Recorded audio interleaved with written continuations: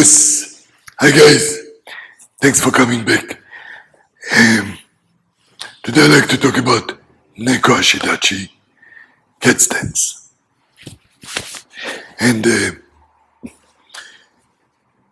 remember, we always talk about action from floor. If you want to maximize power, we need to use to maximize counter action. In other words, maximize use of external force. But to do this, we have to understand how to use all the different specific stances. Each stance have slightly different purpose, but the general principles are the same. So, Neko Ashi. I'll start with the description of the stance. So, look, the back foot should be about 30 degrees. Front foot, see, heel, ankle, same line. Yes, the front foot should be half a foot, heel in front of the big toe. Sink your hips, lift the front heel up, and press toward the big toe, ball of the foot. Right? Now, the more you lift your heel, the more you create pressure back. Yes, bring the tailbone slightly forward, but without tensing the hip. That's a little bit unusual. In other stances, we don't push the tailbone forward, just naturally stay to the front. Here, tailbone forward help me bring center of gravity forward. Yes, legs squeeze to each other a little bit, like you have a tennis ball between your legs. This is an inside tension stance. A front stance is an outside tension stance. Back stance, outside tension stance. Neko Ashi, inside tension. So heel up, knee can slightly point inwardly. Now look from the side. 30 degrees, back foot, front foot, half a foot forward. Right? Sit your hips, heel up, pressure toward the big toe ball of the foot, legs squeeze to each other. Tailbone forward, and now pressure back. See, I need this interaction between the feet.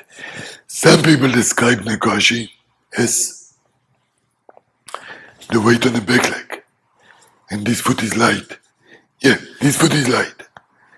But no weight on one leg in any stance. Because then you're floating, there's no energy. I need a center of gravity forward. So the weight is in the center. Pressure back. The weight is in the center. This foot is light, but it's assist with pressure back. Use the breath to connect the feet through the center to the back leg. Yep. Okay. Now, why Neko Ashi? Think of a back stance. The front foot pressure back. The weight is in the center. I can create energy forward. Please check out the back stance video. But let's say that my feet are closer. I can still make pressure back. Closer. At this point, my weight shifts to the back leg. I can create pressure back. Bring your foot in. Change the knee angle. Right? Lift your heel.